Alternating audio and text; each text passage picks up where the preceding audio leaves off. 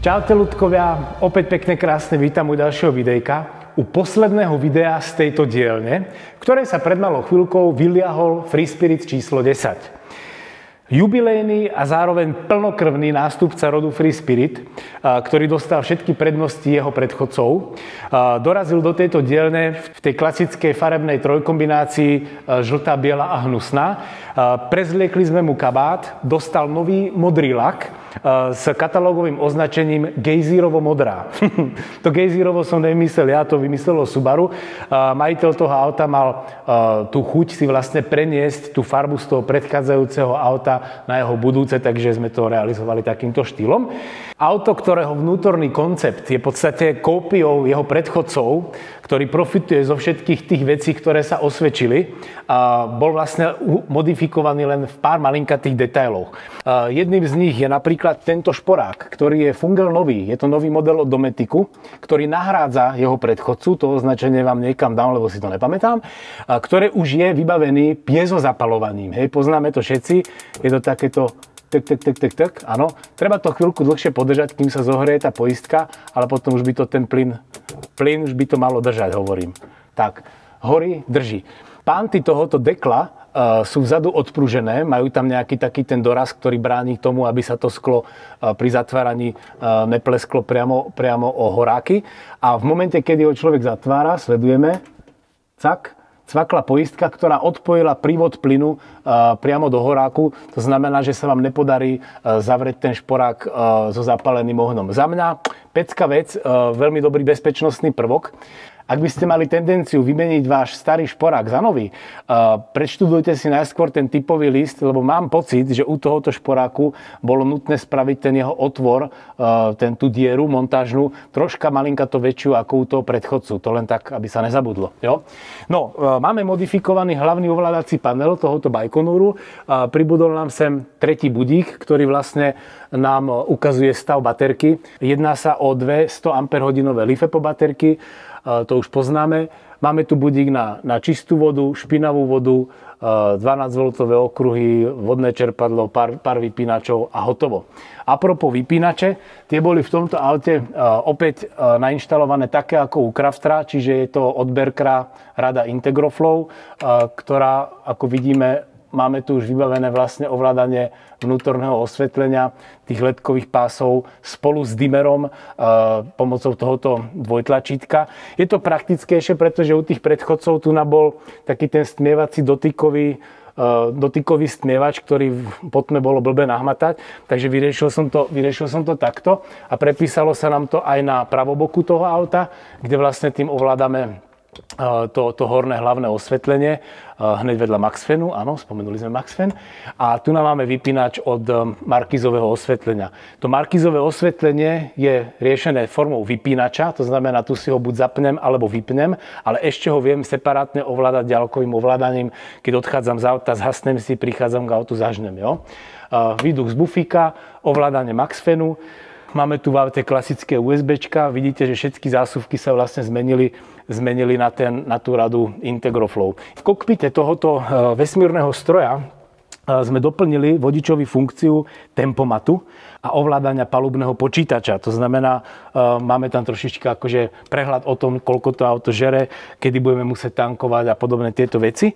V zadnej časti nám pribudla cúvacia kamera, ktorá nám prenáša obraz na tento krásny čierny hongkongský špeciál.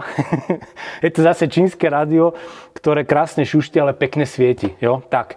No a ako bonus u tohoto auta, keď si odmyslíme teraz ešte to farebné zladenie, že máme použité trošička iné podťahové materiály, podlaha dostala jemnúčko iný odtieň, vytvára to v tom inak studenom prostredí ten príjemný teplý pocit, tak nám pribudla ešte jedna super turbo vyfikundácia vo forme doťahu šupacích dverí. Jo. Je to vec, ktorú ocení každý, kto potrebuje v noci v nejakom kempe si odbehnúť na vecko a po navrate nechce trieskať s dverami. Ocenia to hlavne tí, ktorí kempujú v stane vedľa toho auta. Hej. Takže vec, ktorá sa mi tam podarila nainštalovať, sa okamžite prepísala do môjho vlastného auta, takže už aj F4 má doťah šupacích dverí. No a je to taká blbosť, ktorá poteší. Ostatné veci, ako povedzme počet okien, výkon solárneho panelu, sú v podstate všetko identické s predchádzajúcimi modelmi.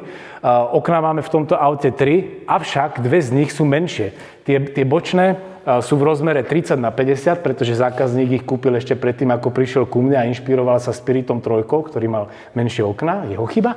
No a to zadné okno už som dodal ja a to je vlastne v rozmere 35x50, takže to je taká tá, ako sa hovorí, klasika. No, veľká priestranná garáž s osvetlením, tuto parkuje Kurbla Markízy, tam máme osadený plyn, vodáren, všetko takisto ako u predchodcov.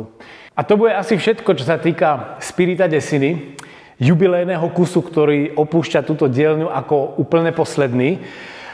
Posledný z toho dôvodu, že prednedávnom som dostal taký malinkatý bonus do mojich rúk vo forme ukončenia nájomnej zmluvy.